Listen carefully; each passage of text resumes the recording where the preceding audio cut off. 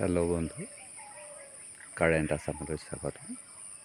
আজি আপোনালোকক দেখুৱাই আছোঁ যে এজোপা সাঁচি গছে দুবছৰতে কেনেকৈ গুটি দিয়ে। এয়া চাওক, এই সাঁচি পুলিটো চাওক, ইয়াৰ বয়স মাত্ৰ 2 বছৰ হৈছে আৰু তাত চব এয়া গুটি।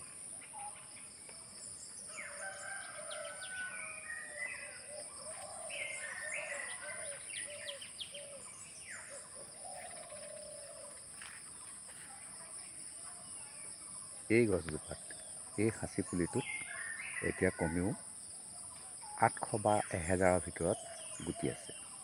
এটা গুটিত আপোনাৰ 2টাকৈ গুটি ওলাব। ইয়াত কমেও 1000 আপোনাৰ গুটি ওলাব আৰু 1000 গুটিত 1000 পুলিত আপোনাৰ মিনিমাম 10,000 টকা পাব। আৰু 3000 বা 2000 টকা যদি আপুনি খৰচ বুলি ধৰিলে, তেতিয়া আপোনাৰ 7,000 টকা থাকিব। গতিকে আমি সাঁচি গছৰ পৰা এনেকৈ লাভ আদায় কৰিব লাগিব। হেল্ল' বন্ধু, আকৌ কৈছোঁ, এই অকণমানি পুলিটো চাওকচোন। আমি চাওঁ কেনেকৈ এই সাঁচি পুলিটো এটা ডাঙৰ পুলি কৰি বিক্ৰী কৰি আমি টকা পাম। আমি সেইটো নকৰি আমি টাবতে এটা কৰিব পাৰোঁ। এনেকুৱা পুলি এটা আপোনাৰ এটা টাবতে হ'ব, ডাঙৰ টাব এটাতে এনেকুৱা পুলি এটা হ'ব আৰু আপোনাক প্ৰচুৰ গুটি দিব। 3 বছৰ, এইটো 2 বছৰ হৈছে, যেনে তেনে 2 বছৰ হৈছে। আপুনি পুলিটো মন কৰক, খুঁটি এটা মাৰি পোনাই থোৱা আছে। যেনে তেনে 2 বছৰ হৈছে, এই 2 বছৰতে অজস্ৰ গুটি দিবলৈ সক্ষম হৈছে।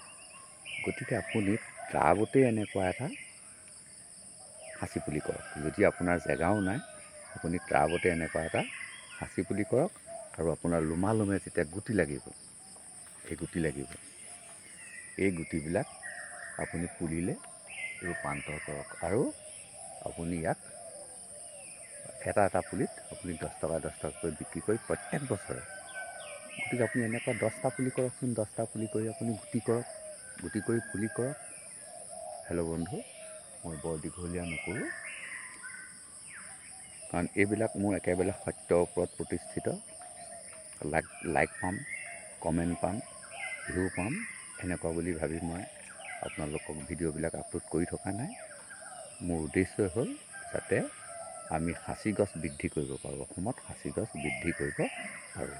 যিটো বস্তু আমাৰ বনৰীয়া বস্তু, বনত এনেই হৈ আছিলে, কিন্তু এতিয়া আমি তাক পৰিৱৰ্তন কৰিবলৈ লৈছোঁ। হেল্ল' বন্ধু, আজি ভিডিঅ'টো মই ইমানতে সমাপ্ত কৰিছোঁ। ধন্যবাদ। যদি ভাল লাগিলে লাইক কমেণ্ট নকৰাকৈ নাথাকিব। আজিলৈ আহোঁ।